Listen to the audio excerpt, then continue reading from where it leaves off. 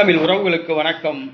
உதயசூரியனுக்கு ஓட்டு கேட்கும் விஜய் கட்சியினர் என்ற தலைப்பில் இந்த காணொளியை காண்கிறோம். இன்று காலை 7 மணி முதல் ஈரோடு கிழக்கு வாக்குப்பதிவு ஆரம்பித்து விட்டது.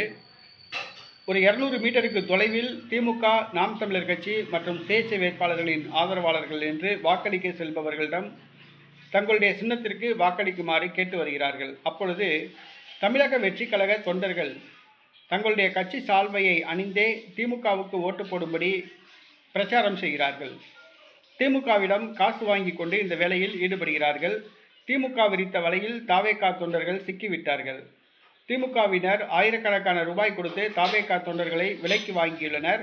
அவர்கள் தாவேகா சால்வை அணிந்து வந்தே, விஜய் படம் போட்ட தாவேகா சால்வை அணிந்து வந்தே திமுகவுக்கு ஓட்டு கேட்டு அவர்கள் வாக்காளர்களிடம் பிரச்சாரம் செய்கின்றனர். தமிழக வெற்றி கழகம் இந்த தேர்தலை புறக்கணித்ததாக அறிவித்தாலும் கூட தாவேகா தொண்டர்கள் திமுகவுக்கு ஓட்டு கேட்டது ஆச்சரியத்தை அளித்துள்ளது. வருகிற சட்டசபை தேர்தலில் திமுகவுடன் தமிழக வெற்றி கழகம் கூட்டணி அமையலாம் என்று தமிழக வெற்றி கழக தொண்டர்களில் ஒரு சிலர் கூறுகின்றனர். 10 தொகுதிகள் திமுக தமிழக வெற்றி கழகத்துக்கு தர தயாராக உள்ளதாக கூறப்படுகிறது. ஒருவேளை கூட்டணிக்கு முன்னோட்டமா என்று தெரியவில்லை. தமிழக வெற்றி கழகத்தை சார்ந்தவர்கள் தற்பொழுது திமுகவுக்கு ஓட்டு கேட்டு வருகிறார்கள்.